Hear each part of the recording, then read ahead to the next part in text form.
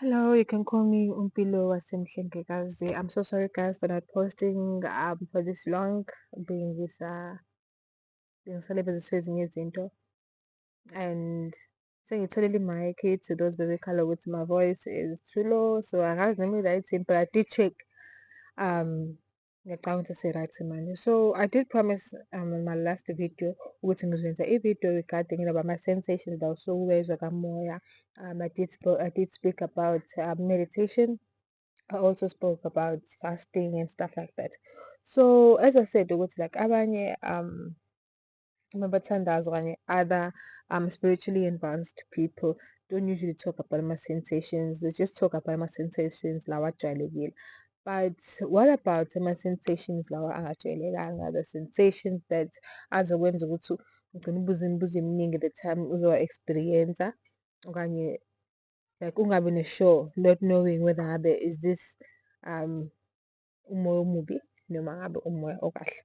Well, I'm not gonna lie to you, kunzima ukuthi ukwazi uku-differentiate-a and distinguish between umoya omubi nomoya oze kahle.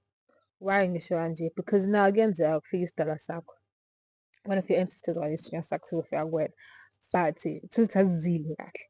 We do know that kukhona iy'dalwa zethu ezihamba nathi ezifisayo ukufinyelela kuthina but khona lezi zinto abangay'fezisanga, abangay'phelelisanga nangendlela nangezimo abashona ngazo stuff like that. So they approach us not knowing ukuthi the time nabo bezofika kithina imizimba yethu nemimoya yethu they reject them.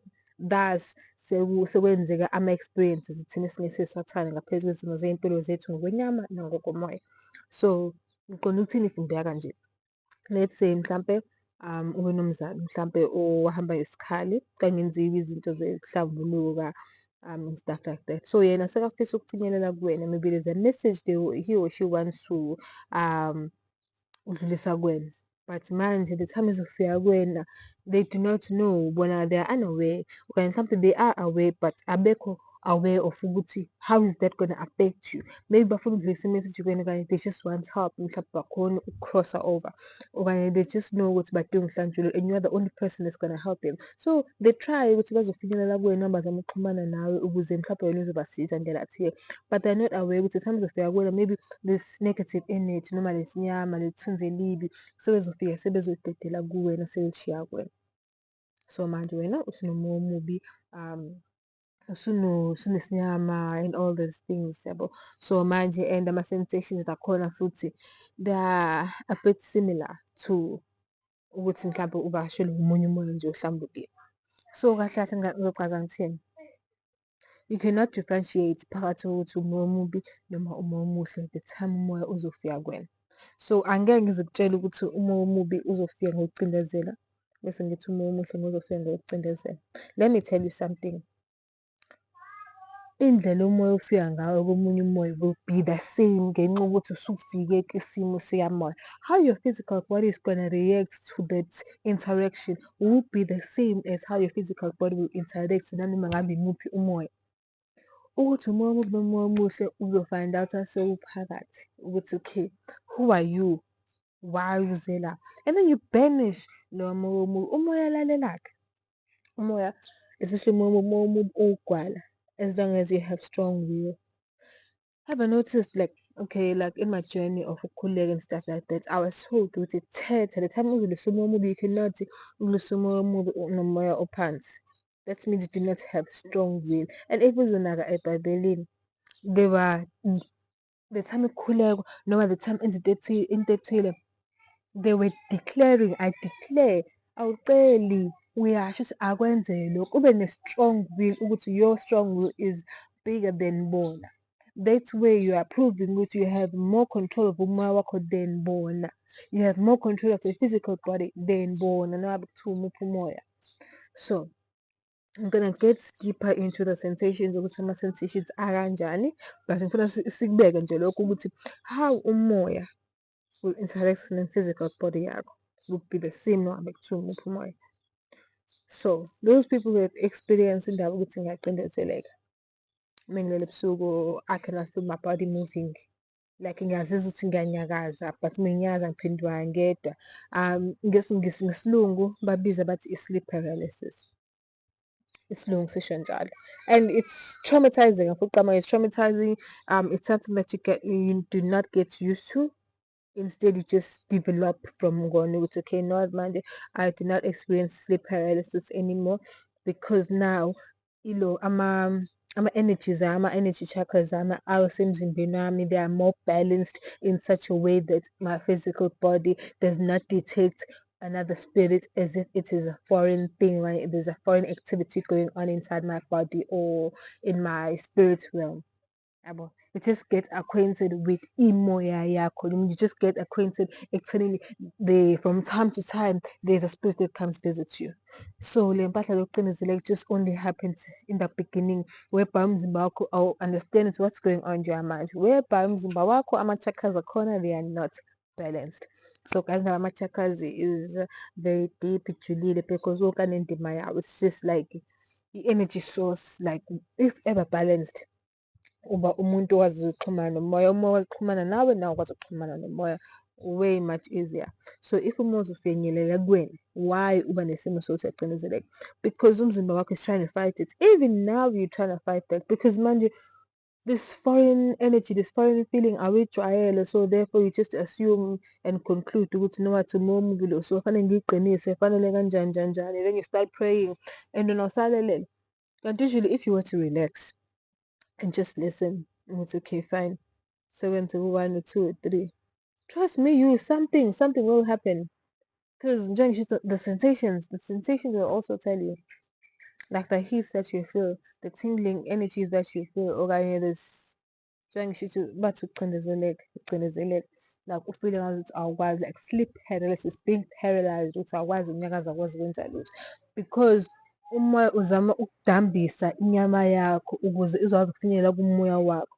So basically wena umoya lo usuke ukusiza, ufuna ukusiza ukuthi uphaphamise umoya wakho. Yabo the time uthi uyamemeza kodwa ungamemezeki, yazi ukuthi uyamemeza kodwa izwa liphuma, umemeza ngokukamoya.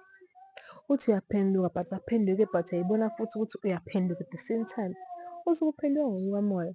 So that point leyo, that point whereby uku-sleep paralysis, everything you do laphaya, everything you say, everything you see, everything you feel, isuke yenzeka kamoya. That is whereby umoya wakho is at its highest frequency.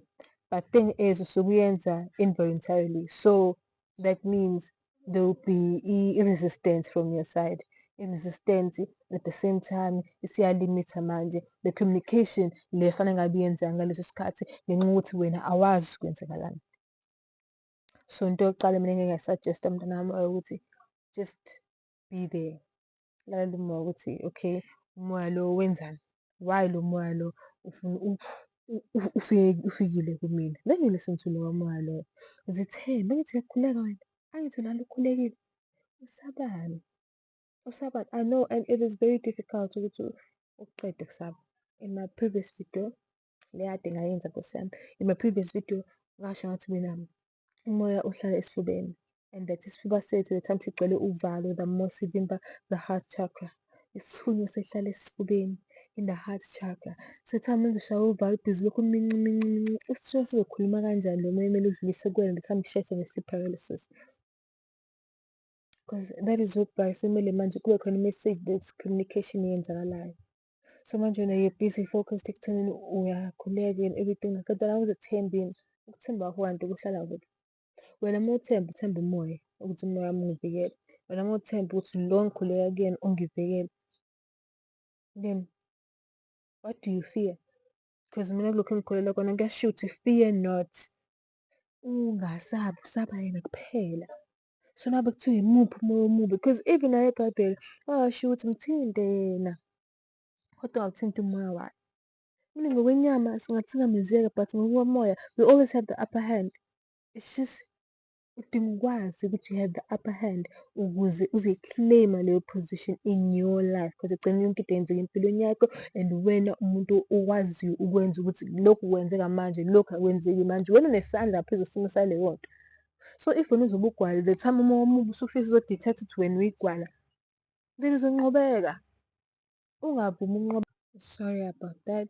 But njengangisho nje ukuthi asikwazi ukuvimba ukuthi umoya ufinyelele kuthina, whether umoya omuhle noma umoya omubi. We are always under attack, mntwana kamoya. You are always under attack. There's always somebody watching you omaziyo nongamazi. Hlezi kuba khona nomunye umuntu othile okufisela okubi.